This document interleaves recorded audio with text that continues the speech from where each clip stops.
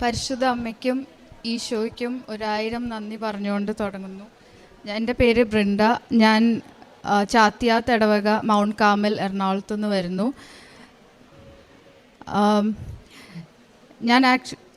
ഞാൻ ആദ്യമായിട്ട് കൃപാസനത്തെക്കുറിച്ച് 2020 കേട്ടത്. അപ്പോൾ എൻ്റെ ജീവിതത്തിൽ എൻ്റെ മാരീഡ് ലൈഫിൽ കുറേ പ്രശ്നങ്ങളുണ്ടായിരുന്നു.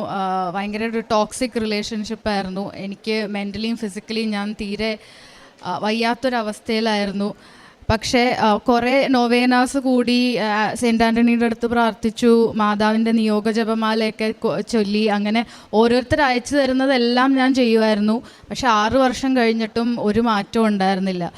അങ്ങനെ എൻ്റെ ഒരു ഫ്രണ്ട് കൃപാസനത്തിൽ പോവുകയാണ്, കൂടെ വരുന്നോയെന്ന് ചോദിച്ചു. അപ്പം ഞാൻ പറഞ്ഞു, ഇല്ല, ഞാൻ എന്തായാലും നിയോഗ ജപമാല ചൊല്ലുന്നുണ്ട്, അമ്മയ്ക്ക് വേണമെങ്കിൽ അങ്ങനെ എൻ്റെ ആവശ്യം നിറവേറ്റി തരണമല്ലോ, ഇനിയിപ്പോൾ കൃപാസനത്തിൽ വരേണ്ട ആവശ്യമില്ലല്ലോ എന്ന് പറഞ്ഞു.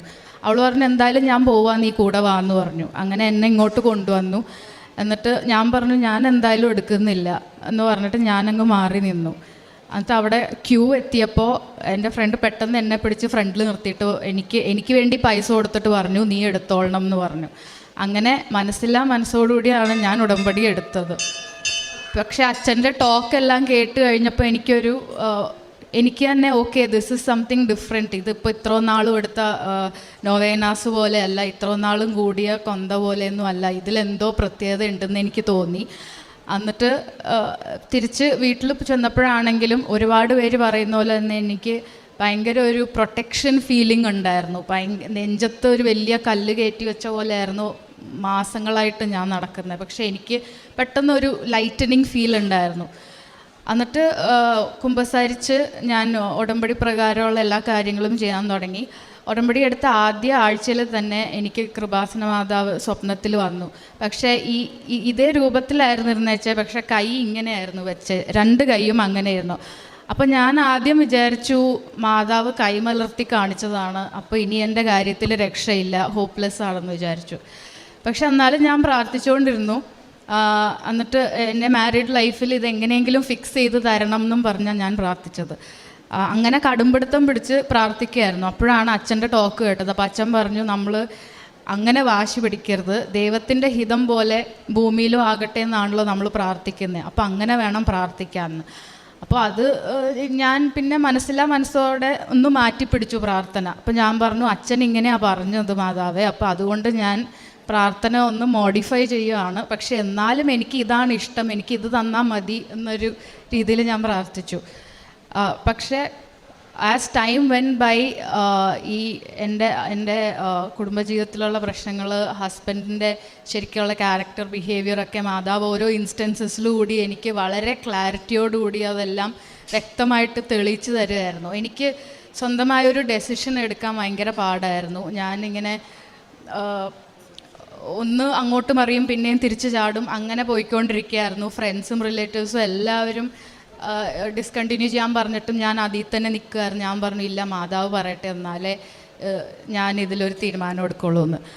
അങ്ങനെ ഫൈനലി മാതാവ് എനിക്ക് ഒരുപാട് ലക്ഷണങ്ങളിലൂടെയും ഓരോരോ സിറ്റുവേഷൻസിലൂടെയും എന്താ ചെയ്യേണ്ടതെന്ന് കാണിച്ചു തന്നു. എനിക്ക് മനസ്സിന് ധൈര്യം തന്നു, കറക്റ്റായിട്ടുള്ള തീരുമാനം. എനിക്ക് 6 വയസ്സുള്ളൊരു മോളുണ്ട്. അപ്പോൾ ഞങ്ങൾ 2 പേരും നല്ലപോലെ മെൻ്റലി ഭയങ്കര ട്രോമറ്റൈസ്ഡ് ആയിരുന്നു ആ റിലേഷൻഷിപ്പിൽ. പതുക്കെ അതിൽ നിന്ന് പുറത്തേക്ക് വരാനുള്ള ധൈര്യം തന്നു, സ്വന്തം കാലിൽ നിൽക്കാനുള്ള ധൈര്യം തന്നു. 6 വർഷമായിട്ട് ഞാൻ അപ്പോഴേക്കും ഈശോയോട് പറയായിരുന്നു, ഈശോയെ എല്ലാവരും ഇങ്ങനെ വീട്, ജോലി, വിസ ഇതൊക്കെ പറഞ്ഞ് വരുന്നുണ്ട്, നമുക്കിപ്പോൾ അതൊന്നും കുഴപ്പമില്ല, ഹെൽത്ത് വൈസ് കുഴപ്പമില്ല, നല്ലൊരു ജോലിയുണ്ട്, സ്വന്തമായിട്ട് വീടുണ്ട്, ഒരു കുഴപ്പവും ഇല്ല, ആവശ്യത്തിന് ഫിനാൻഷ്യലിയും വെൽ ഓഫ് ആണ്, എന്നിട്ടും ഒരു ദിവസം പോലും സമാധാനത്തോടു കൂടി ഉറങ്ങാൻ പറ്റണില്ല. അപ്പോൾ ഇതെന്തൊരു അവസ്ഥയാണ്, ഇങ്ങനെ പറഞ്ഞ് ഞാൻ കരയുമായിരുന്നു രാത്രിയൊക്കെ. ഇത്രയൊക്കെ അനുഗ്രഹങ്ങൾ തന്നിട്ടും അതിന് താങ്ക്സ് പറയാൻ പറ്റണില്ല, സന്തോഷമായിട്ട് ഒരു ദിവസം പോലും ജീവിക്കാൻ പറ്റണില്ല. പിന്നെ what is the point of all this? അതെല്ലാം അമ്മ മാതാവിൻ്റെ കൃപ കാരണം എനിക്ക് മുന്നോട്ട് പോകാനുള്ള ധൈര്യവും കിട്ടി. പിന്നെ രണ്ടാമത്തെ ഞാൻ നിയോഗം വെച്ച എൻ്റെ ജോബായിരുന്നു. ജോലി ഇതുപോലെ ഡിപ്രഷനായിട്ട് എനിക്ക് മരുന്ന് എടുക്കേണ്ടി വന്നു. അതുകൊണ്ട് എനിക്ക് ജോലിയിൽ കോൺസെൻട്രേറ്റ് ചെയ്യാൻ പറ്റിയില്ല, ഫോക്കസ് പോയി, കോൺസെൻട്രേഷൻ പോയി. അവർ തന്നെ പറഞ്ഞു നിർത്തിക്കോന്ന്. അങ്ങനെ ഞാൻ റെസിഗ്നേഷൻ കൊടുക്കുകയാണ് ഉണ്ടായത്. റെസിഗ്നേഷൻ കൊടുത്തു കഴിഞ്ഞിട്ട് ഞാൻ അപ്പോൾ രണ്ടാമത് ഇവിടെ October 4th 2023 ഉടമ്പടി പുതുക്കിയപ്പോൾ ഞാൻ ജോബ് എന്നുള്ളൊരു റീസൺ വെച്ചു. അപ്പോഴും ഞാൻ മാതാവിനോട് പറഞ്ഞു, എൻ്റെ അവസ്ഥ മാതാവിന് അറിയാമല്ലോ, ഞാനിപ്പോൾ വല്ലാത്തൊരവസ്ഥയിലാണ്, അതുകൊണ്ട് എന്നെക്കൊണ്ട് എടുത്താൽ പൊങ്ങാവുന്ന ജോലി മാത്രമേ എനിക്ക് തരാവൂ, അല്ലെങ്കിൽ എല്ലാം കൂടി എൻ്റെ കയ്യിൽ നിന്ന് പോവും എന്ന് പറഞ്ഞു. അപ്പോൾ എനിക്ക് ഫസ്റ്റ് ഒരു MNCയിൽ ഇൻ്റർവ്യൂവിന് വിളിച്ചു. അത് US ഷിഫ്റ്റ് ആയിരുന്നു, നൈറ്റ് ടൈം ആയിരുന്നു. അപ്പോൾ എനിക്ക് അത് വലിയ താല്പര്യമില്ലായിരുന്നു. എന്നാലും ശരി എന്ന് പറഞ്ഞ് ഞാൻ ഇൻ്റർവ്യൂ ചെയ്ത് എല്ലാ റൗണ്ടും പാസ്സായി. ലാസ്റ്റ് ആയപ്പോൾ അവർ ആ ജോബ് ഹോൾഡിൽ വെച്ചു, ബഡ്ജറ്റ് കൺസ്ട്രെയിൻസ് കാരണം. പിന്നെ അതേ കമ്പനിയിൽ നിന്ന് രണ്ടാമതും ഇൻ്റർവ്യൂവിന് വിളിച്ചു വേറൊരു റോളിന്. അത് ഏഷ്യ പസഫിക് ടൈമായിരുന്നു. അപ്പോൾ 8 to 4 ആയിരുന്നു. അപ്പം ഞാൻ വിചാരിച്ചു ഇത് കുഴപ്പമില്ലാത്ത ടൈമിംഗ് ആണ്. പക്ഷെ എൻ്റെ മനസ്സിൽ എനിക്ക് 10 to 6 ആയിരുന്നു വേണ്ടത്. അപ്പോൾ ഞാൻ ഇതും എല്ലാം ഇൻ്റർവ്യൂ ഫൈനൽ റൗണ്ടും പാസ്സായി. ലാസ്റ്റ് മിനിറ്റ് ആയപ്പോൾ അവർ പറഞ്ഞു ഇല്ല, പ്രൊസീഡ് ചെയ്യുന്നില്ല എന്ന്. അപ്പോൾ ഞാൻ പറഞ്ഞു ഓക്കെ, ഇനി മതിയായി മാതാവ്, എന്നെ പരീക്ഷിക്കരുത്, എനിക്കിനി വയ്യ ഇൻ്റർവ്യൂ, ഒരേ കമ്പനിയിൽ തന്നെ ഇതിപ്പോൾ 6ാമത്തെ ഇൻ്റർവ്യൂ കൊടുക്കുന്നത്, മതിയായി എന്ന് പറഞ്ഞിരിക്കുമ്പോൾ അടുത്ത ആഴ്ച പിന്നെ അവർ വിളിച്ചു 3ാമത്തെ റോളിന്. അപ്പോൾ ഞാൻ അവരോട് ആദ്യം തന്നെ ചോദിച്ചു വർക്ക് ടൈമിങ് എങ്ങനെയാണെന്ന് ചോദിച്ചു. അപ്പോൾ അവർ പറഞ്ഞു 10 to 6 ആണ് ഈ റോളിന്. അപ്പോൾ എനിക്ക് തോന്നി ഓക്കെ, എന്നാൽ ഇത് പിന്നെ മാതാവ് തരുന്നതായിരിക്കും, ഞാൻ മനസ്സിൽ ആഗ്രഹിച്ച ടൈം തന്നെ കിട്ടിയത്. അത് ഇൻ്റർവ്യൂ എല്ലാം കഴിഞ്ഞു. ഫൈനൽ എനിക്ക് ഓഫർ ലെറ്റർ വന്നു 9th February 2024 ഓഫർ ലെറ്റർ വന്നു. നാളെ ജോയിനിങ് ഡേറ്റ് ആണ്. അപ്പം ഞാൻ മാതാവിനോടൊരു കാര്യം പറഞ്ഞായിരുന്നു, എൻ്റെ ക്വാളിഫിക്കേഷൻ വെച്ച് എനിക്ക് ഒരു ഹയർ ലെവൽ റോളാണ് എല്ലാവരും ഓഫർ ചെയ്യുന്നത്. പക്ഷേ എൻ്റെ ഈ ഒരു അവസ്ഥയിൽ എനിക്കത് എടുത്താൽ പൊങ്ങത്തില്ല, കുറച്ചും കൂടി താഴ്ത്ത് ഇതിലേക്ക് അപ്ലൈ ചെയ്യാമെന്ന് പറഞ്ഞ് ഓവർ ക്വാളിഫൈഡ് ആണെന്നും പറഞ്ഞ് അവരെന്നെ റിജക്റ്റ് ചെയ്യുക. അപ്പോൾ ഇതിനൊരു തീരുമാനം നീ തന്നെ എടുത്തു തരണം, എനിക്കിപ്പോൾ ജോലി ചെയ്യാതിരിക്കാൻ പറ്റില്ല, പക്ഷേ ഇതാണ് പ്രശ്നം. അതും മാതാവ് കറക്റ്റായിട്ട് എനിക്ക് ചെയ്യാൻ പറ്റുന്ന ഒരു ജോലി നല്ല ഒരു കമ്പനിയിൽ ഞാൻ ആഗ്രഹിച്ച ടൈമിങ്ങിൽ തന്നെ എനിക്ക് മാതാവ് അത് സാധിച്ചു തന്നു. പിന്നെ നേർച്ച വസ്തുക്കളുടെ ഉപയോഗം, തൈലമാണെങ്കിലും ഹണിയാണെങ്കിലും ഉപ്പാണെങ്കിലും ഞാൻ അതെല്ലാം പറ്റാവുന്ന പോലെയൊക്കെ ഉപയോഗിക്കാറുണ്ട്. എൻ്റെ കുഞ്ഞിന് ഇതുപോലെ ഒരു പനി വന്നു. യൂഷ്വലി 1-2 ദിവസം കൊണ്ട് മാറും ആൾക്ക് പനി വന്നാൽ. ഇതിപ്പോൾ 2 ദിവസം കഴിഞ്ഞു, 3 ദിവസം കഴിഞ്ഞു, 4 ദിവസം, 5ാം ദിവസമായിട്ടും പനി മാറുന്നില്ല. ഫുഡ് എടുക്കാണ്ടായി, പാരസെറ്റമോളൊക്കെ വോമിറ്റ് ചെയ്ത് കളയുകയാണ്. ആളാകെ വീക്കായി, എണീറ്റിരിക്കാൻ പോലും പറ്റാത്ത അവസ്ഥയാണ്, സംസാരിക്കാനും പറ്റണില്ല, അത്രയ്ക്ക് വീക്കായിപ്പോയി. അപ്പോൾ ഞാനാകെ പേടിച്ചു പോയി. അപ്പോൾ ആ രാത്രി ഞാൻ ഉപ്പ് വിതറി തേൻ കൊടുത്തു, എന്നിട്ട് നെറ്റിയിൽ തൈലം പുരട്ടി പ്രാർത്ഥിച്ചു. എന്നിട്ട് ഞാൻ മാതാവിനോട് പറഞ്ഞു, മാതാവേ നാളെയും കൂടി ഓൾ റൈറ്റ് ആയില്ലെങ്കിൽ ആശുപത്രിയിൽ കൊണ്ടുപോയി ഡ്രിപ്പ് ഇടേണ്ടി വരും, കുഞ്ഞിനെ സൂചി കുത്തുന്ന കാണുമ്പോൾ എനിക്ക് ഭയങ്കര ഇതാണ്. അപ്പം ഞാൻ പറഞ്ഞു മാതാവേ പറ്റുമെങ്കിൽ ഇത് മാറ്റി തരണം എന്ന് പറഞ്ഞു, പ്രാർത്ഥിച്ച് കിടന്നു. നെക്സ്റ്റ് ഡേ ആയപ്പോൾ ഈ 3 ദിവസം ഫുഡ് കഴിക്കാതിരുന്ന കൊച്ചിന് എവിടെ നിന്നാണെന്നറിയില്ല ഭയങ്കര എനർജിയായിരുന്നു. കൊച്ചു ഫുഡ് കഴിക്കാൻ തുടങ്ങി, വോമിറ്റിംഗ് ഇല്ല, മരുന്നെടുക്കാൻ തുടങ്ങി.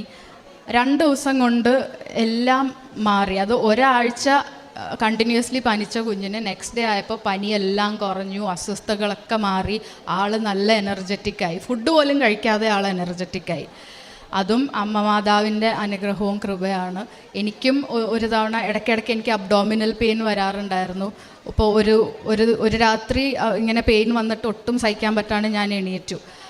അപ്പോൾ ഇരിക്കാനും കിടക്കാനും നിൽക്കാനും പറ്റാത്ത പോലെ ഭയങ്കര പെയിനായിരുന്നു. അപ്പം ഞാൻ മാതാവിനോട് പറഞ്ഞു, മാതാവേ ഒന്നില്ലെങ്കിൽ ഞാനിപ്പോൾ ആംബുലൻസ് വിളിച്ച് ആശുപത്രിയിൽ പോവും, അല്ലെങ്കിൽ ഞാൻ തൈലം പുരട്ടാൻ പോവാണ്, അമ്മയുടെ കൈ എൻ്റെ വയറ്റിൽ തൊട്ട് പറ്റുമെങ്കിൽ എനിക്ക് സുഖമാക്കി താ, ഓൾറെഡി ഒരുപാട് പ്രശ്നങ്ങളുണ്ട്, ഇതും കൂടി സഹിക്കാൻ വയ്യ, ഞാൻ ആകെ തളർന്നു പോവും, എന്നെ രക്ഷിക്കണമെന്ന് പറഞ്ഞിട്ട് ഞാനത് വയറ്റിൽ തേച്ചു. 1 മിനിറ്റിനുള്ളിൽ ശരിക്കും സ്വിച്ച് ഇട്ട പോലെ ആ വേദന നിന്നു. അപ്പം ഞാൻ ആദ്യമൊക്കെ വിചാരിക്കുമായിരുന്നു ആളുകൾക്ക് ഇങ്ങനെ വേദന മാറുന്ന, അസുഖം മാറുന്നൊക്കെ എങ്ങനെയായിരിക്കും എന്നറിയാനുള്ള ക്യൂരിയോസിറ്റി എനിക്കുണ്ടായിരുന്നു. പതിയെ പതിയെ മാറുമോ, ഗ്രാജുവലി ഡിക്രീസ് ആവുമോ എന്ന് എനിക്കറിയില്ലായിരുന്നു. അപ്പം ഞാൻ ഓക്കെ, അത് കുറച്ചായിട്ട് തുടങ്ങിയിട്ടാണ് ഇൻറ്റൻസ് ആയത്. അതുപോലെ തന്നെ മാറുമായിരിക്കും, സമയം എടുക്കും എന്നുള്ള രീതിയിലാണ് ഞാൻ ഇരുന്നത്. പക്ഷെ 1 മിനിറ്റ് കൊണ്ട് സ്വിച്ച് ഇട്ട പോലെ ആ വേദന അപ്രത്യക്ഷമായി. പിന്നെ ആ വേദന വന്നിട്ടേ ഇല്ല. പിന്നെ എനിക്ക് നാലാമത്തെ സാക്ഷ്യം പറയാനുള്ളത്, ഞാൻ ഭയങ്കര ഒരു വൾണറബിൾ ക്യാരക്ടറായിരുന്നു. ഒട്ടും സെൽഫ് കോൺഫിഡൻസ്, സെൽഫ് എസ്റ്റീം ഒന്നും ഇല്ലാതെ ആരെങ്കിലും എന്തെങ്കിലുമൊക്കെ പറഞ്ഞാൽ പെട്ടെന്ന് അങ്ങ് ഫീലായി കരയാൻ തുടങ്ങും. ഒന്നും തിരിച്ചു പറയാൻ പറ്റാതെ പെട്ടെന്ന് കരയാൻ തുടങ്ങും. അങ്ങനെ ഭയങ്കര ഒരു ഇതായിരുന്നു. അപ്പോൾ ഞാൻ ഇന്നർ സ്ട്രെങ്ത്തിന് വേണ്ടി അമ്മയോട് പ്രാർത്ഥിച്ചിട്ടുണ്ടായിരുന്നു. ഞാനത് ഇൻറ്റൻഷൻ വെച്ചിട്ടുണ്ടായിരുന്നു. ഉടമ്പടി അപ്പോൾ എടുത്തതിന് ശേഷം എനിക്ക് എവിടെ നിന്നാണെന്നറിയില്ല, ഭയങ്കര ഒരു എപ്പോഴും ഒരാൾ കൂടെയുണ്ട്, ഒറ്റയ്ക്കല്ല, എന്തും നേരിടാൻ കഴിയും. ഇപ്പോൾ പണ്ട് എന്നെ ഹേർട്ട് ചെയ്തിരുന്ന വാക്കുകളൊന്നും ഇപ്പം എന്നെ തൊടുന്നു പോലുമില്ല, എൻ്റെ ദേഹത്തെ എഫക്റ്റ് ചെയ്യുന്ന പോലുമില്ല. അതുപോലെ എനിക്ക് ഉള്ളിൽ നിന്ന് ഭയങ്കര സ്ട്രെങ്ത്താണ് തോന്നുന്നത്. പിന്നെ പ്രേക്ഷിത പ്രവർത്തനങ്ങൾ ചെയ്യാറുണ്ട്. ഞാൻ ഗവൺമെൻറ് ഹോസ്പിറ്റലിലാണ് കൊണ്ടുപോയി കൊടുക്കുന്നത്. കാരണം ഞാൻ വിചാരിക്കുന്നു ഹോസ്പിറ്റലിലാണല്ലോ നമ്മൾ ഏറ്റവും കൂടുതൽ ദൈവത്തെ ആശ്രയിക്കുന്നത്. അപ്പോൾ നമ്മുടെ പണവും പദവിയും ഒന്നും നമുക്ക് ഒരു ഉപയോഗവും ചെയ്യില്ല, എല്ലാം ദൈവത്തിൻ്റെ കയ്യിൽ. അപ്പോൾ ആളുകളെ ദൈവത്തിലേക്ക് കൊണ്ടുവരാൻ പറ്റിയ ഏറ്റവും ബെസ്റ്റ് പ്ലേസ് ഹോസ്പിറ്റലാണെന്നുള്ള ഇതിലാണ് ഞാൻ ഗവൺമെൻറ് ഹോസ്പിറ്റൽസിലാണ് കൊണ്ടുപോയി എല്ലാ പത്രവും കൊടുക്കുന്നത്. പിന്നെ കാരുണ്യപ്രവൃത്തി, ഞാൻ ക്യാൻസർ വാർഡിൽ പോയി അവിടെ പേഷ്യൻസിനോട് സംസാരിച്ച് കുറച്ച് നേരം അവിടെ ഇരുന്ന്, അപ്പോൾ അവർക്ക് സംസാരിക്കാൻ പറ്റുമെങ്കിൽ ഇങ്ങനെ തമാശയൊക്കെ പറഞ്ഞു. കാരണം അവർ ഭയങ്കര മൂഡ് ഓഫിലിരിക്കുകയായിരിക്കും. അവരെ ഒന്ന് ലൈറ്റ് ഹാർട്ടഡ് ആക്കി അവർക്ക് ഹോപ്പ് കൊടുത്ത് മാതാവിനെക്കുറിച്ച് പറഞ്ഞ് കൃപാസനം പത്രം അവരുടെ കൊടുത്ത്, പറ്റുമെങ്കിൽ അവരുടെ യൂട്യൂബിൽ ഞാൻ അച്ഛൻ്റെ എന്തെങ്കിലും ഇത് ഇട്ട് കൊടുക്കും. ഇതിരുന്ന് കണ്ടോ ആൻറ്റി എന്ന് പറഞ്ഞിട്ട്, എന്നിട്ട് തൈലമൊക്കെ വരച്ചു കൊടുക്കും. അപ്പോൾ അങ്ങനെ തൈലം പുരട്ടി കൊടുക്കുന്നത് കണ്ടിട്ട് ഒരുപാട് പേര് ഇങ്ങോട്ട് വന്ന് ചോദിച്ചിട്ടുണ്ട്, എനിക്കും കൂടി പുരട്ടി തരുമോ. ബൈസ്റ്റാൻഡേഴ്സൊക്കെ വന്ന് ചോദിച്ചിട്ടുണ്ട്, ഇതെന്താ ഈ സാധനം, എന്താ ഇത്, എനിക്കും കൂടി ഒന്ന് പുരട്ടി തരുമോ. അപ്പോൾ ഞാൻ എല്ലാം പറഞ്ഞ് മനസ്സിലാക്കിച്ചിട്ട് ഇത് പുരട്ടി കൊടുക്കും. എന്നിട്ട് ഞാൻ പറയും, ഇത് അമ്മേനോട് പറയണം, വന്ന് സാക്ഷ്യം പറയാം, ഇത് തൈലം കിട്ടിയിട്ട് ബെറ്റർ ആയെങ്കിലെന്ന് പറഞ്ഞിട്ട്. പിന്നെ മന്ത്ലി ഞാൻ ഡൊണേറ്റ് ഓർഫനേജസിനും ഓൾഡ് ഏജ് ഹോംസിനൊക്കെ ഡൊണേറ്റ് ചെയ്യാറുണ്ട്. കുമ്പസാരം, ബൈബിൾ റീഡിങ്, പ്രാർത്ഥന, കുടുംബ പ്രാർത്ഥന, റോസറി, ഇതെല്ലാം മുടക്കാതെ ചെല്ലാറുമുണ്ട്. അമ്മയുടെ ഒരു കണ്ടിന്യൂവസ് പ്രസൻസ് എനിക്ക് ഫീൽ ചെയ്തിട്ടുണ്ട്. എപ്പോഴൊക്കെ ഡൗൺ ആണെങ്കിലും എനിക്ക് ഇത്രയും, ഞാൻ പണ്ട് മുതലേ മാതാവിനെ ഈശോനൊക്കെ പ്രാർത്ഥിക്കുന്നതാണ്, പക്ഷേ ഇവർ രണ്ടുപേരുടെയും വോയിസ് ഞാൻ ഇതുവരെ കേട്ടിട്ടില്ല. അപ്പം മാതാവിൻ്റെ വോയിസ് ആദ്യമായിട്ട് ഞാൻ കേട്ടത് കൃപാസനത്തിൽ ഉടമ്പടി എടുത്തേ. പിന്നെ അത് 1-2 തവണയല്ല, എപ്പോഴൊക്കെ ഡൗൺ ആയിട്ടിരിക്കുകയാണ്, ഒരു ഹോപ്പും ഇല്ലാതിരിക്കുന്ന സമയത്തൊക്കെ മാതാവിൻ്റെ സ്വരം കേട്ടിട്ടുണ്ട്, മാതാവിൻ്റെ ആശ്വാസ വാക്കുകൾ കേട്ടിട്ടുണ്ട്. അതൊക്കെ എനിക്ക് ഭയങ്കരമായിട്ട്, അതായത് നമുക്ക് ലോകത്ത് വേറെ ആരും ഇല്ലെങ്കിലും മാതാവ് ഈശോ ഒരാൾ മതി എന്ന ഒരു ഫീലിംഗ് വരെ നമ്മളെ എത്തിക്കും. അപ്പോൾ ഇത്രയും തന്ന മാതാവിന് ഈശോയ്ക്ക് 1000 കോടി നന്ദി. ഇനിയും വന്നിങ്ങനെ പറയാൻ പറ്റുമെന്ന് ഞാൻ ഹോപ്പ് ചെയ്യുന്നു. Thank you so much.